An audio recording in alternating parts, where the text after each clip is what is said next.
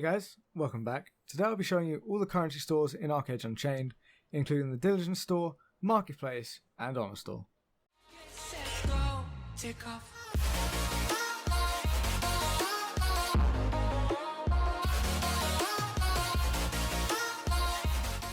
So, let's start off by taking a look at the brand new Diligence store, which can be found in the Marketplace.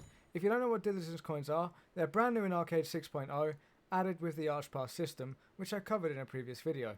There'll be a link to that in the description down below if you want to check that out. Now there's tons of items in the Diligence store, but most of you will probably be interested in the mounts, the pets, and the gliders, which are on the very first page, the special tab.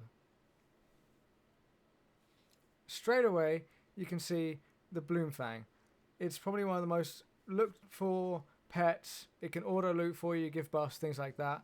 And it's probably one of the things people will see straight away in here that they want. Secondly, you've got the Earthen Raw, which is more expensive. It'll probably take about a month and a half, 2 months to get the Earthen Raw. You'll potentially see people farming Hanur for the Earthen Raw before you start seeing ones in the Diligence store coming into the game. As for the Bloomfang, 200 Diligence coins, probably 2 to 3 weeks you could see some of those, potentially, if people are really hammering on their Archpass missions. Now, the gliders and the battle pets, nothing super special in here. But the other thing for the start of the game is the plushie pets. They're cheap compared to the other items.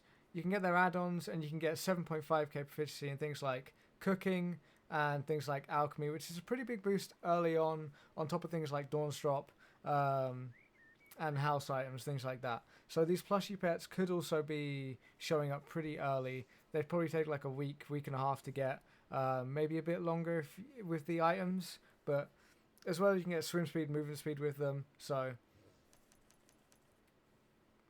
But that being said, these might not be the items we see in the live version on release. They could change, I'm not entirely sure.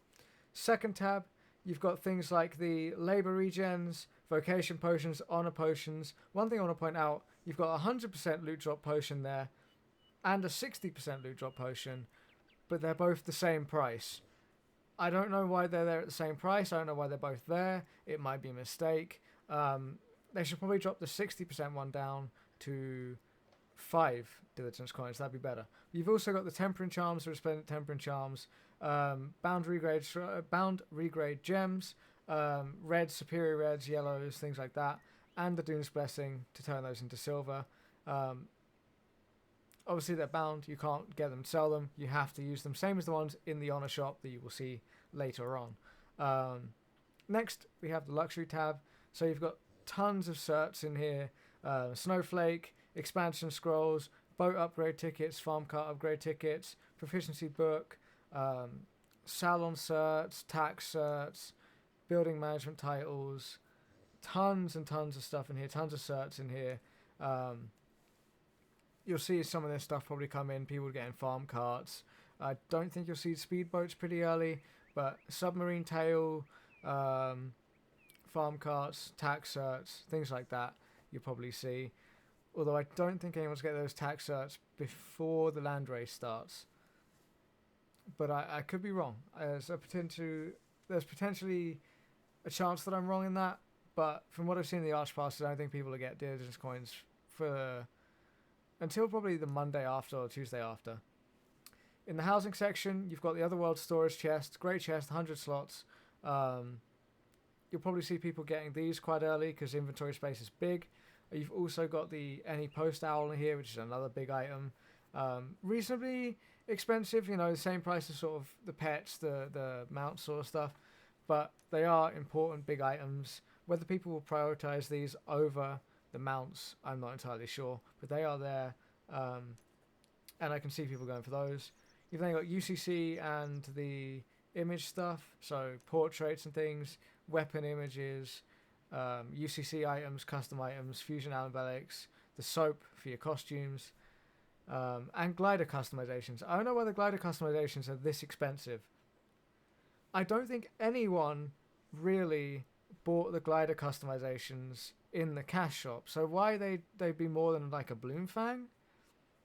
doesn't really make sense to me. I think that price needs changing. Otherwise, no one's just going to use them. I mean, no one really uses them anyway, but... and then there's also dancers and stuff in there and some quest items. Last of all, we've got the event tab, which is filled with Halloween stuff. You've got tombstones, lights, housing items, tables. More importantly, you've got the Anywhere warehouse, and you've got the coffins to restore labor, which is nice. So I think you'll see some of these come out because it's Halloween items. They're limited.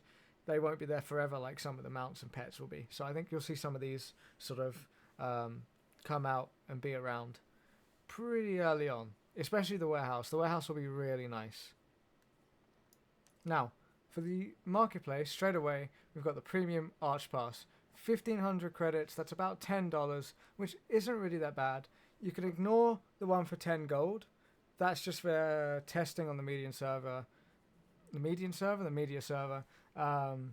So don't worry about that. And those chests, I don't know why you'd want any of those over the Otherworld storage chests, but they are there in case anyone wants them, I guess. But I don't really see the point of them myself. Next tab, wardrobe tab. Tons and tons of costumes in here. Don't know if they're the ones that will be there in release. I don't know if we'll get more, less, or new ones completely. But personally, I like the Pumpkin Charmer, Tombbound Wraps, and the Northern Legion uniform. So 2 Halloween costumes and 1 standard costume. But there's some pretty nice ones in there, and I'm sure some people will find ones their favourites. But I will say, the pricing is high. The pricing is really high. You're looking at like $30, $50 for a costume. Some other people have complained about this, and so there's a slight chance that we will see the prices of costumes change upon release.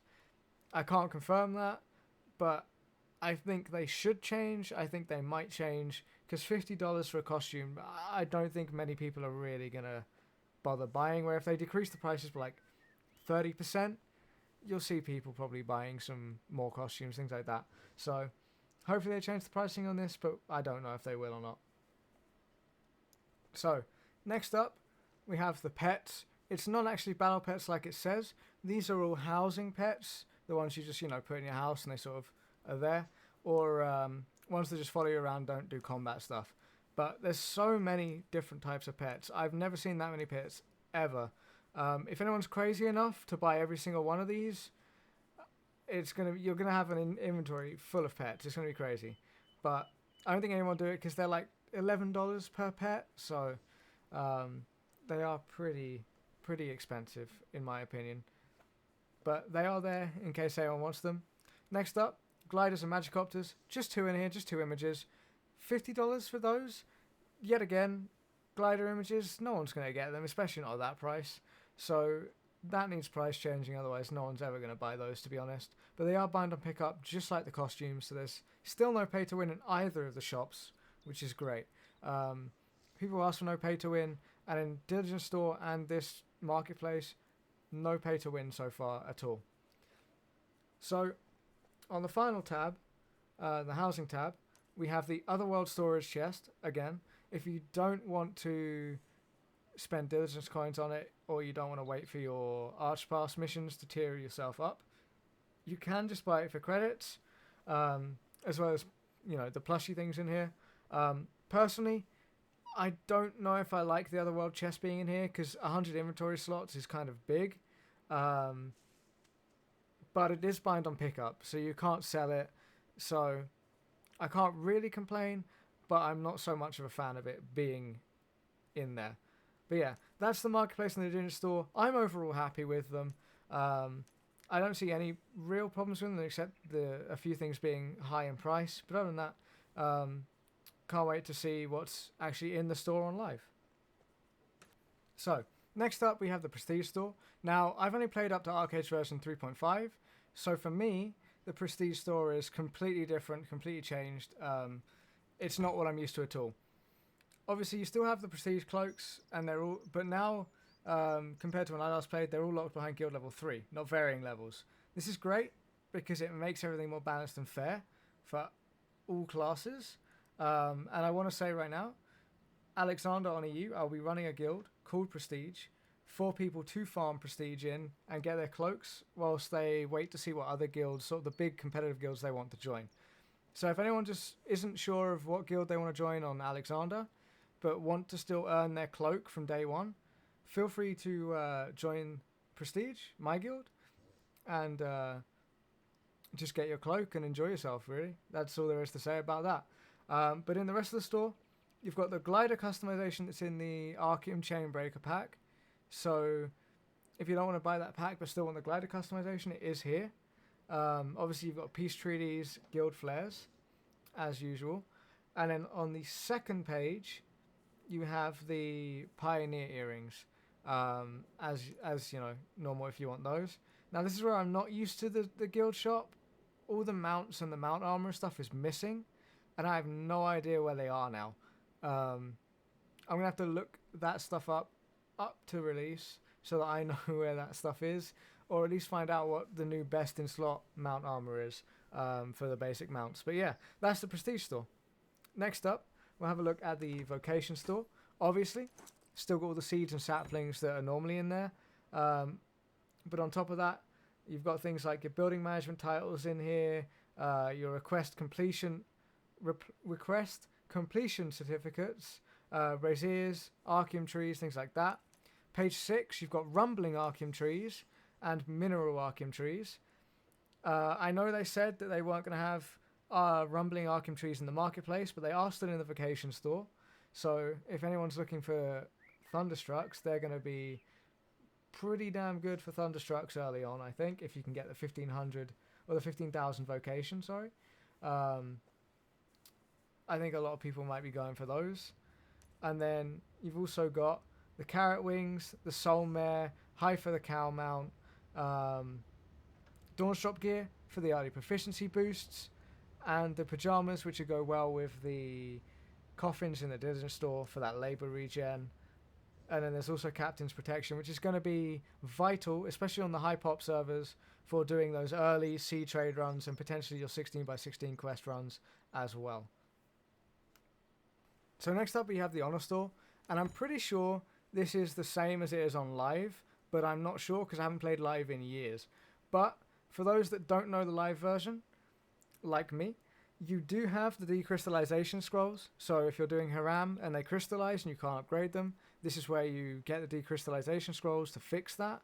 You've got bound regrade gems, just like in the Diligence store. You've got Cynthium for your undergarments and costumes, things like that, as well as anchoring tempers for the new tempering system. I say new a lot. It's new for me. It's not new for a lot of players that have played live, but the new tempering system, if you're trying to go above 18 temper, which is pretty useful if you're trying to min-max. But for most people, 18 is sort of, where you want to stay. You've also got the new Lunar Gems, which I personally prefer to the old system of Lunar Gems. The Lunar Gem upgrades and the Drought of Forgiveness, which on Unchained is going to be very, very important. One kill can get you 100 crime points, which is 2 hours in jail. You could also just get 50 crime points, which 50 crime points, that's not bad. From one kill, that's 1 hour of jail time. The crime system is completely sort of different. Some people aren't happy with it, some people are. It could be changed, but I'd say always keep 5k honor stocked up in case you need a drought. And the last page, you've got the new Lunar Stones as well, in case you wondered where any of those were. Whilst I'm here, I'll show you the Kyrios medals shop as well. So you've got the steed and the upgrade item for the steed to make it even better. You've got growth stones and some combat scrolls, as well as the turtle ship token as well. Can't wait to see some people going around turtle ships. You've also got the migration talismans on page 2, which you should be getting from day 1 every single day to start migrating your stats to your primary stat. Every day you should be getting a migration talisman and do your stats. You've also got the battle pets. This is one way you can get a Bloomfang without Diligence. You buy this and you complete the things it asks you to complete. And then you've got the arena titles and the old warrior medal instruments if you played way back when those were a thing. Lastly, but certainly not least, we have the Manastorm store, which is in Mirage Isle here. Now in here you have tons of gliders, pets, mounts, and a couple ships. I don't know what the best in slot items are anymore. However, there's no Sloth Glider and no Ravenspine. Those are two I know that people like and are strong. You've got a couple Magicopters in here. You've got the Flame Feather Glider, which I think some people might go for. And if you don't know how to get Manastorm crystals, you open golden locked crates, but you won't see many for a while because you require 70k exploration for that. So, but definitely stock up on golden locked crates, which you can get from world bosses, because you will need them for both Lunarite and for these Manastorm crystals. So definitely stock up on golden locked crates. But you also have mounts in here, tons of mounts. Yet again, I don't know what the best ones are, but you've got things like the Varney in here. I know the Varney's pretty strong. The biggest one, though, has got to be the Stormwraith Kirin. Stormwraith Kirin, in my opinion, is the best mount in the game. It's got the dash, the stun, the leap. It's quick. It looks amazing. Stormwraith Kirin is just amazing. That's what I'd say you should prioritize in here, and you'll probably see quite a lot of people going for this as soon as they can, because it's just such a good mount. You've also got a few of the pets, like the Bloomfang. So again, if you don't want to spend Diligence, and you don't want to go the Honor route, you can also spend Manastorm crystals on the Bloomfang. So this is another way of getting that, or something like the Conquer's Cube, things like that. You've got armor for all the different mounts and pets. If they require special armor, you can also get that here. So like the Kirin armor, the Drake armor, the Dragon armor. And then there's a few ships as well. But really, the Moby Drake is the only one that is really relevant. But they are pretty expensive compared to the other stuff. So you won't see many people going for these too soon, I don't think. But yeah, guys, that's all for this video. If you have any questions, please feel free to leave a comment down below. If you want to see more content from me, hit that subscribe button. I hope you will have a wonderful rest of your day. Until next time, guys, I'll talk to you later.